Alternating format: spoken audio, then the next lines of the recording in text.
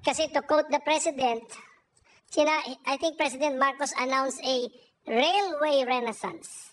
Tama ba, Secretary? Do you confirm that? Did he say that? Pinapa-double check ko that. Did he say it?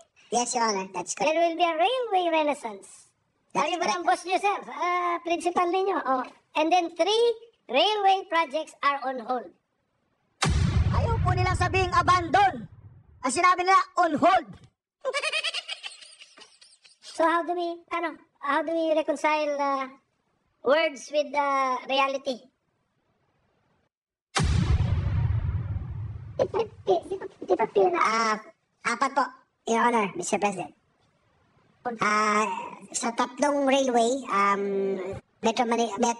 Mindanao Railway, South Long Haul, ito po yung Bicol, and MRT4, ito po yung MRT going to Rizal, no? Ito po yung papuntan Rizal, Taytay Rizal, and isama na rin po yung New Dumaguete Airport Project, no? Which received zero Are allocation. these foreign funded projects? Yes, Your Honor, Mr. President. So kung hindi nagbigay, ang hinihintay natin pondo galing sa labas, so the project will not push through. Reaction. Kumusta na kayo dyan mga ka-reaction? Ito po, napakaganda po ng pag-uusapan natin ngayon. Maganda ngunit malungkot ka lang. Mantangin ninyo, Mindanao Railway Project. Ang pag-uusapan natin, kaya pala gusto nang umiwala yung mga taga Mindanao, no? Yung Mindanao Railway Project na tinatawag na flagship project ng Pangulong Duterte ay walang pondo na. Ito pala yung kinainis ni BP Sara na lahat po ng mga flagship project sa Mindanao ay parang wala na. O ito, pakinggan natin ha. Si dating PDP laban member, Coco Pimentel. Ito, pakinggan po natin. Siguro, ito, naalala niyo itong mga project na to, kaya naitanong niya, no? Pero bago po yan, wag na po natin patagalin, no? Naghihintay na si, Senator Coco Pimentel, pasok.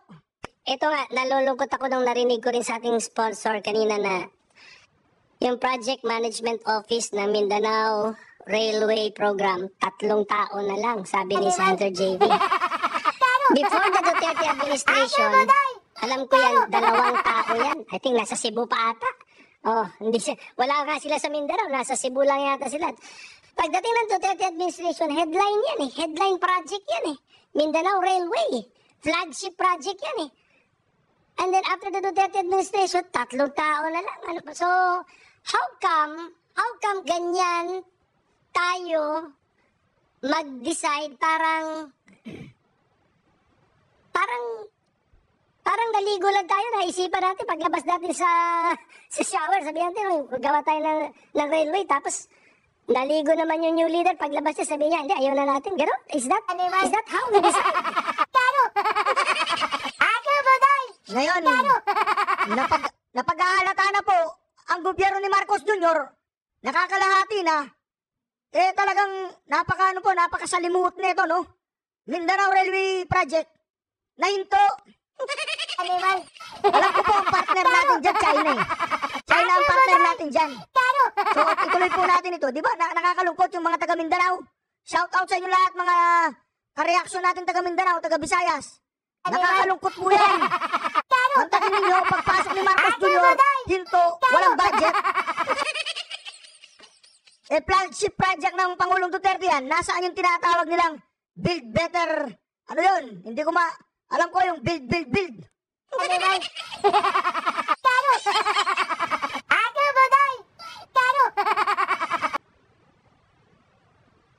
Oh, nakanganga si JBRC to. Ito ba yung katakdong ng Malacanang pagdating dito sa Mindanao Railway Project? Walang lumalabas sa bibig niya. Nakanganga, tingnan nyo, Tama po ba yung facts ko? Teka, si Secretary naman, you have people there with institutional memory. Tama ba yung facts ko? Yung Project Management Office ng Mindanao Railway, before Duterte administration, 2 tao. Tama? Ngayon, 3 tao. Facts yan. In between, during the Duterte administration, lumaki yan. Of course, dahil naging flagship project yan eh. Umatras ang China dyan. Umatras po yung China na sana magpopondo dyan. Dahil nag-focus si Marcos Jr. Yun, kay Uncle Sam. ng project ng railway, hindi ko po alam dito po sa bandang Luzon. Yung tinatawag nilang, ano ba ito, dito sa may Clark, papuntang Cavite yata, o Las Piñas, hindi ko alam kung natuloy. Pero napakalaking project po niyan, marami nang nakatayong mga poste. Eh dito kaya, ano nangyari dito? Yan ang tinatawag nating Renaissance of the railway ba? And then it's that easily abandoned. Ulitin po natin para marinig niyo yung dire-diretso. Ito nga, nalulungkot ako nung narinig ko rin sa ating sponsor kanina na yung Project Management Office ng Mindanao Railway Program, 3 tao na lang, sabi ni Senator JV.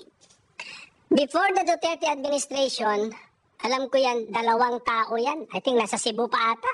Oh, hindi siya, wala nga sila sa Mindanao, nasa Cebu lang yata sila. Pagdating ng Duterte administration, headline yan eh. Headline project yan eh. Mindanao Railway. Flagship project yan eh. And then after the Duterte administration, 3 tao na lang.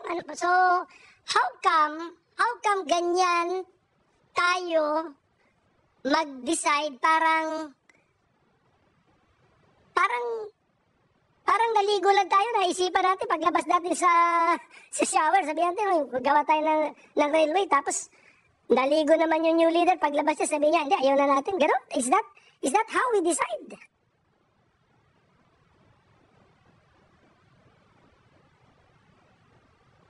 Tama po ba yung facts ko? Teka, si Secretary naman, yung people there with institutional memory. Tama ba yung facts ko? Yung Project Management Office ng Mindanao Railway, before Duterte administration, 2 tao. Tama? Ngayon, 3 tao. Facts yan. In between, during the Duterte administration, lumaki yan. Of course, dahil naging flagship project yan eh. Anong nangyari, Marcos Jr.? Ano yan? Paangat, babangon, o pasubsob? And then it's that easily abandoned. Your Honor, Mr. President, because as you are correct, no, that during the Duterte administration, it was, tama kayo na-announce na talagang Mindanao Railway Project Hindi na-announce. Nasimulan na yan. will be a flagship project, no, of yung, ano nga ba yun? Yung flagship project nila ng Duterte administration, yung kanyang infrastructure. Build, Joe! Nakalimutan mo na, JB. Build. Nagkaroon na rin ng mission ng tao na to. Figures naman. Ito sa first phase, Your Honor, Mr. President. Before the Duterte administration, yung Project Management Office sa 2 tao, ano yun, na iligan to Cagayan de Oro yun. Ang focus nun. Oh. Yes, Your Honor. Unfortunately, when at the onset of the new administration, we withdrew the loan application because Hindi we withdraw. Umatras na ang China sa katarantaduan. Umatras na ang China. hindi po nagkasundo with the Exim Bank, no? Si DOF at si China. DOF and China Exim Bank had a disagreement. So we withdrew the loan application. So probably one of the reasons that the DBM did not put funding anymore kasi nga po, hindi na po siya ongoing. But Oh, di ba? Hindi kayo ang nag-withdraw. Umatras ang China. Dahil sa mga pinaggagawa nyo dyan sa West Philippine Sea. Oh, ngayon, nakanganga ka, JB. Hindi ko alam kung may kinalaman si JB dito. Siya lang siguro yung nagre-represent dito sa mga kalokohang ginagawa ng administrasyon na to. Antakin mo yan. Tapos sinasabi ni Marcos Jr., nung daw pumasok si Cory Aquino, pinahinto niya yung Bata Nuclear Power Plant. Pinahinto daw niya yung mga project ng tatay niya, ni Cory Aquino. Kaya ngayon, Marcos Jr., lahat ng mga project ni Pangulong Duterte, pinahinto mo. Ikaw ba yung anak ni Noynoy o si Pinoy? Para yatang ikaw yung anak ni Cory Aquino eh. Di ba? Ginagawa mo, style ng mga Cory, kung totoong ginawa ng mga Aquino, sa tatay mo yun. Pero ikaw, anong ginagawa mo? Ang ganda ng proyekto ng Pangulong Duterte, ha? Binalahura ninyo! ang sa DOTR naman po kasi, there's a policy difference. Sa kanila po kasi they would want to continue funding it because yung mga prerequisites po that were discussed earlier, no? Yung pong land acquisition, utilities, relocation, has to continue. So that, because for example, the Mindanao Railway project is a NEDA approved project, this will happen later on.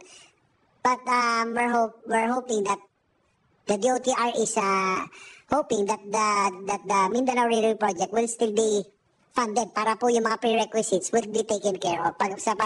So that when the project commences in the future, at least po, hindi na maulit yung mga same mistakes that we are encountering now with the NSCR and the Metro Manila Subway project. Okay, so the Mindanao Railway project is still part of the rail transport program? And Yes, Your Honor.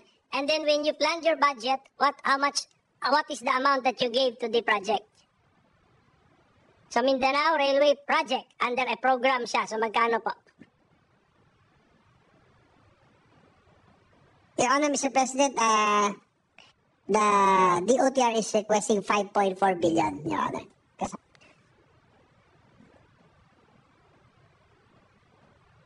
Yung pong sinasabi nilang 5.4 billion na yan, feasibility study lang. Walang actual na construction na mangyayari dyan. Sabihin ko po sa inyo kung kailan po yung comments na sinasabi ni JB. Ang target po ng gobyernong ito, ni Marcos Jr., ayan po, base po dito, in-expect po nilang matapos yan. Kailan? Nabasa ko yun Teka lang po. Nandito yun. In-expect nilang matapos yan sa completed. Teka lang, nandito yun. Ayan. In-expect po nilang matapos sa wait lang po. Huwag kayong alis, ang umalis sa isang bakulaw. Diba? Yung tinatawag nilang, kung hindi ako magkakamali, 2032 yan 2032. O, ganun katagal. Siyempre, train yan Teka lang po nabasa ko kanina yun. Yun ang gusto kong i-report sa inyo Mantakin mo yan. Yung kanilang projected na matapos yan sa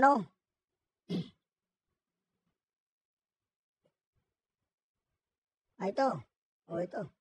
Ayan yung timeline po nila is 2032 to 2037. Animal. Hanggang 2028 lang ang kontrata ni Marcos Jr. Marcos Jr. Ayan, Ano mangyayari dyan? Wapakils na sila dyan. Animal. So 5.4 billion po yung Mindanao Railway project. And that is found, if we now examine the committee report, that's in the programmed. Zero po siya lang. It's not in the net, it's not in the gap. So it's zero, Your Honor, Mr. President. So But they requested. nasa budget request nyo. Okay, wala sa NEP. Okay. Apo. So kaya nga, kunyari, okay. So that we will understand. Therefore, what does that mean, Secretary? That if an administration gives it a zero budget, is the project abandoned? Not necessarily. It's on hold, Your Honor, Mr. President. On hold, okay. Because it's the NEDA approved project, so... But definitely, we have incurred expenses pursuant to that project. So, pwede nating yung mga ganyan, yung mga projects on hold, siguro, si Senator Joel Villanueva will have to also track the expenses for projects on hold. Idagdag yun sa commitment fees. Sige, can we have an example? Example lang natin. Yung Mindanao Railway Project, how much have we spent for it so far? Sige, kahit yung Tagum to Digos lang, yung portion na yun. Example lang para malaman ng ating mga kababayan. While they are looking for the total figures, Your Honor, yung pong Mindanao Railway System Project, yung pong Phase 1, yung pong Tagum to Digos, they have already spent some funds already for the right-of-way acquisition, acquisition of land. Yeah. They have downloaded some funds to the LGUs, no? For the land acquisition, right? Also yung relocation, among others, no? So ang problema ho ngayon, because of sa 2024, Yes, hindi na ho nilagyan, 3 na lang po yung pong personnel.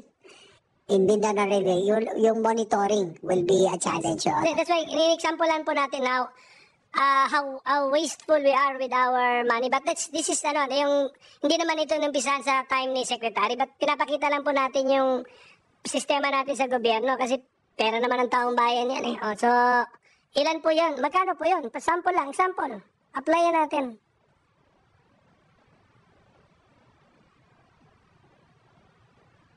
Your Honor, according to DOTR, they have spent about 5.5 billion downloaded to LGUs for land acquisition for the right of way of ito yung first way pa lang. Yes, yes. Digos yun. Tama naman yan. Tama naman. Mabuti nga you're being very open and transparent about it. Siyempre, 5.5 billion pesos na for a project na tawagin na lang natin, let's use your technical terminology, on hold. May we know how many, yes. Yes. Wala kang mic, sir. Yes, if you say on hold, ibig sabihin yung project is on hold, depende sa availability ng funds. Am I correct? Hindi na tutuloy.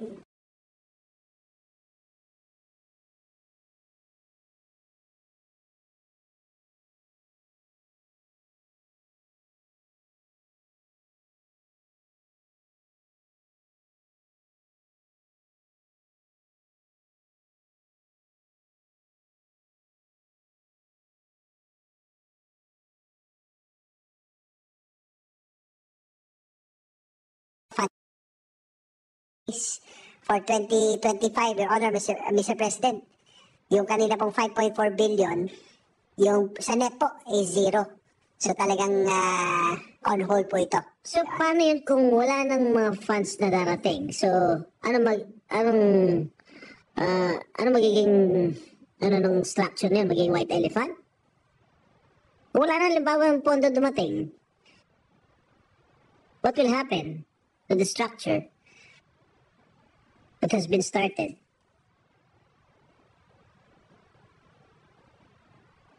Your Honor, Mr. President, that is why one of the reasons that the DOTR is appealing for funds so that the project management office, for example, of the Mindanao Railway system, would continue. Kasi po, sa ngayon, if I may give it the figures, yung pong 2021, right of way ang na-release po for Mindanao Railway is 325.7 million. For 2020, 545.6 million that will be used to acquire land that will be used for the right of way of the Mindanao Railway. Ito po yung Tagum to Digos. So, may I know what projects are still on hold, if I may? How many projects are still on hold? Hold again. With the intelligence of the minority. That was my next question. Pero Honor, mostly the railway projects. No? Ito pong Mindanao Railway System. And we can also consider South Long Haul.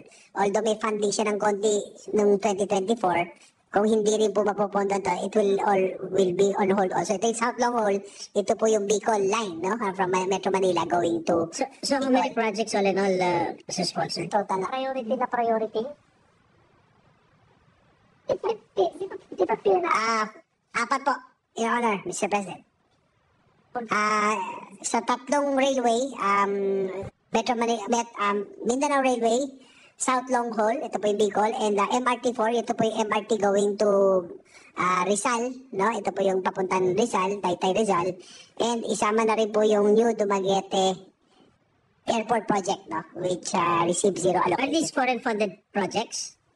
Yes, Your Honor, Mr. President. So kung hindi nagbigay, ang hinihintay natin pondo galing sa labas, so the project will not push through. Your Honor, Mr. President, ito po yung magiging consequences, no? If actual requirements will not be given to these aforementioned projects, no? Delay on project preparation, such as procurement of ito pong yung right of way, yung pong land acquisition, yung pong relocation, yung pong pag-ano sa contractor, no? Yung engagement of the contractor, and start of construction itself. So all of this will experience delays, Your Honor, Mr. President. Thank you, Mr. Sponsor. Minority Leader. Thank you, Mr. President. Yun yung next question ko, mabuti. At saka thank you for being really, anong tawag mo doon, upfront with us, DOTR. At least apat na we can say that not less than 4 major projects infra projects are on hold. Okay. Sige. Yes, that's correct po. 3 railway and 1 airport, Your Honor. Isa light railway, yung MRT. MRT4, yung po metro, going to Rizal. Rizal line po ito. Rizal line. Which is unfortunate kasi to quote the President, I think President Marcos announced a railway renaissance. Tama ba, Secretary? Do you confirm that? Did he say that? Pinapa-double check ko that. Did he say it? Yes, Your Honor, that's correct. There will be a railway renaissance. That's Ayun ba correct. ang boss niyo, sir? Principal ninyo. Oh. And then 3 railway projects are on hold. So how do we reconcile words with reality? How do we reconcile words with reality? So, how do we reconcile words from the reality? Pasensya na po kayo, ha? Natukso po ako dito sa sunflower seeds. Para hindi na ako sumabat dito, kumain na muna ako ng sunflower seeds. Oh, Marcos Jr. Calling Marcos Jr. Ano nangyari dyan sa railway renaissance na pinagsasabi mo? Oh, pakinggan natin, ha? Yung po metro, going to Rizal. Rizal line po ito. Rizal line. Which is unfortunate kasi to quote the President, I think President Marcos announced a railway renaissance. Tama ba, Secretary? Do you confirm that? Did he say that? Pinapa-double check ko that. Did he say it? Yes, Your Honor, that's correct. There will be a railway renaissance. That's Ayun ba ang correct. boss niyo, sir? Principal ninyo. Oh. And then 3 railway projects are on hold. Ayaw po nilang sabing abandon. Ang sinabi nila, on hold. So how do we reconcile words with reality? Ito, Wala. Ang ibig sabihin po niyan, yung mga flagship project ng Pangulong Duterte na nasimulan, siyempre hindi matatapos yan ng 6 na taon. Ha? Ang projected nga ng Mindanao Railway Project 2032 and 2037. Ngayon, dahil nga kinalaban natin ng China, ha? Itong si Marcos Jr., ano nangyari? Natakot ka ba kay Uncle Sam? Nababanatan ka niya? Tapos, ang binangga natin mga Chinese. Sila yung mga pumupondo sa Pangulong Duterte na, di ba? Ang daming build. Mga Chinese ang natin, ang mga financer, Chinese, Japanese. Di ba? Walang Amerikanis. So yun po, mag-comment po kayo sa comment section. Nakakaawa po yung mga taga Mindanao na kababayan natin. Na minsan hindi natin masisi na gusto nang umiwalay ang Mindanao sa Pilipinas. Kasi nga sa ginagawa nilang ganyan, inaitsipera po nila. At ngayon, saan sila kukuha? Ang Japan naman. Ito po, ang Japan. Gusto sana ng Japan. Kaya lang, ang problema, ayaw ng Japanese yung yung nagpapahinas ng Japan. Jayco ba yun? Ayaw nila ng tinatawag na yung uncertainty. Kasi pera po ayan sa JICA, yung JICA, yung tinatawag na JICA, has said that it would like to continue funding Philippine Railway Infrastructure Project. Okay? Kaya lang ang problema,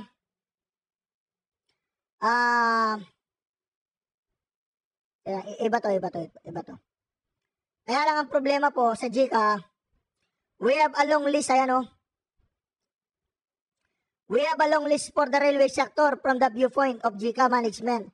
Jumping into a new project like Mindanao Railway might be difficult for the Japanese government to raise the needed resources yun. Malinaw na malinaw po yun. Diba? Siyempre, kahit na ang Japanese tsaka Chinese hindi magkasundo yan. Kung nakita po ng Japanese na gano'n ang ginawa nila sa Chinese, na parang initsapwera, umatras ngayon ng Chinese. Kunyari, sinabi ng Philippine government na umatras ang Philippine government. Pero sa katunayan po, hindi po Philippine government yan.